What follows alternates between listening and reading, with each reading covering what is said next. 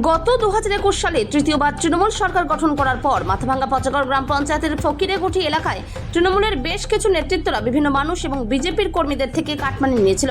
শনিবার ওই এলাকায় যাদের থেকে কাটমানি নেওয়া হয়েছিল তারা মিলিত হয়ে তৃণমূলের কর্মীদের থেকে কাটমানি ফেরত পেলেন।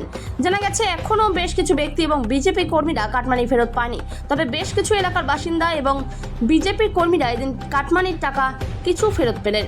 যদিও বিজেপি নেতৃত্ব বলেছেন এই এলাকার মানুষের কাছ থেকে তৃণমূলের পঞ্চায়েত সদস্য এবং কর্মীরা বিভিন্নভাবে এলাকার বাসিন্দার এবং বিজেপির ব্যক্তিদের থেকে প্রায় 80 লক্ষ টাকা কাটমানি নিয়েছে বলে অভিযোগ। এখনো পর্যন্ত এলাকার পঞ্চায়েত সদস্য সহ বেশ কিছু তৃণমূল কর্মী পলাতক অবস্থায় রয়েছে। এদিন তৃণমূলের যারা কাটমানি নেওয়ার অভিযোগে অভিযুক্ত তাদের পরিবারের পক্ষ থেকে বেশ কিছু মানুষকে টাকা ফেরত দেওয়া হয়।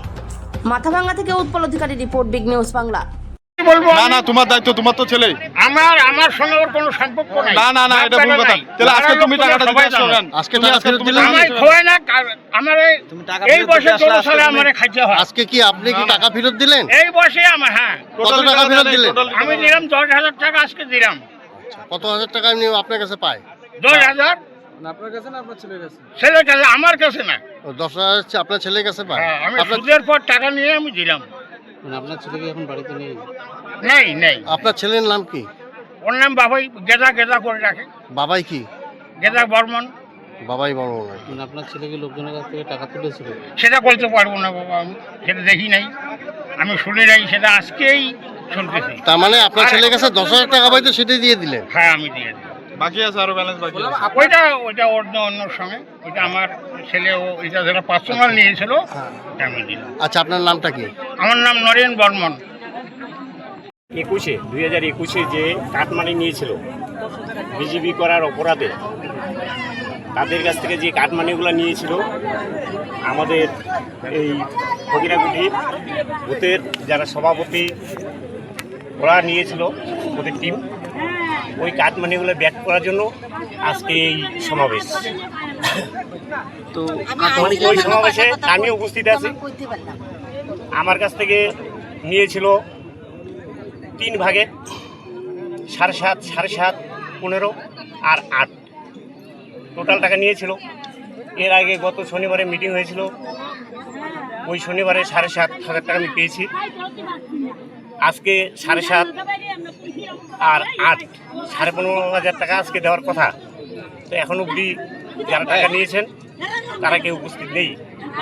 এখন নেতৃত্বরা আছে, উনিরা চিন্তাভাবনা করবেন যে কীভাবে কাটমানিগুলো ফিরানো যায় পাবলিকের।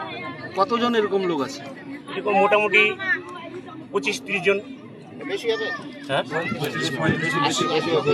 আচ্ছা, মানে কে কে নিয়েছিল টাকাগুলো?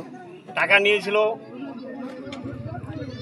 তপন দে, তাপস দাস, বিক্রম দত্ত, জয়ন্ত রায়, মজিবুল মিয়া, শকত আলী, শিবু দাস।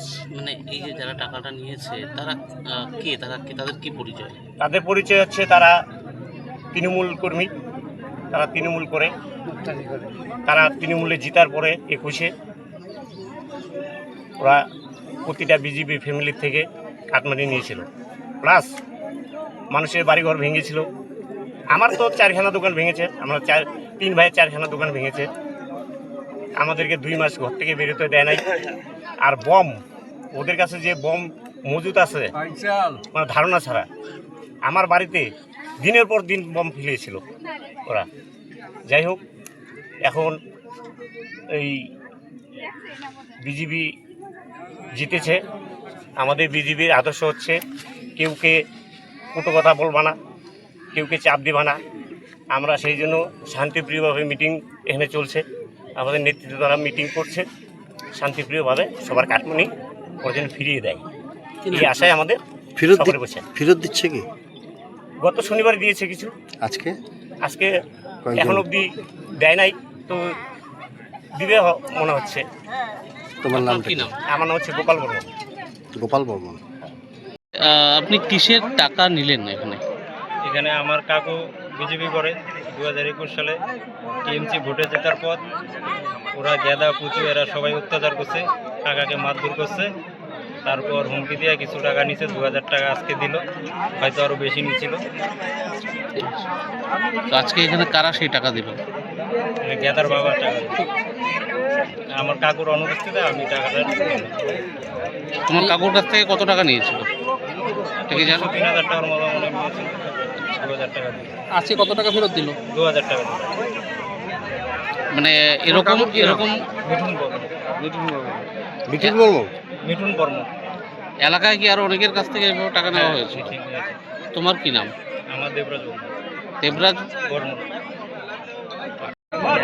ওই ছিল এর আগে দিন খাইলো খায়া তারপর দিন মানে ধুমকে দিল, ধুমকে কইলো টাকা যদি না দাও তুমি ঘর থেকে বাড়িতে পারবে না, হ্যাঁ কত টাকা লাগবে।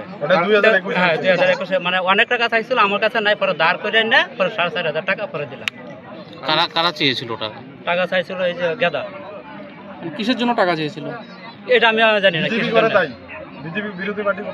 আচ্ছা, আপনি কি 2021 সময় বিজেপি করতেন?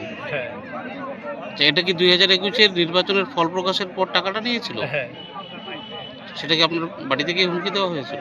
এই যে হুমকি দিছে, হুমকি দিয়ে পরে টাকাটা নিল, পরে দাঁড় করে দিলাম। কত টাকা দিয়েছিলেন? দিলাম 4500 টাকা। কত টাকা পেলেন? 4000 টাকা। আপনার নামটা কি? নিখিল বর্মন। হ্যাঁ? নিখিল বর্মন। আপনার কাছ থেকে কে টাকা নিয়েছিল? গেদা বর্মন। এখন কে টাকা রিটার্ন দিল? তখন দিল তার বাবা।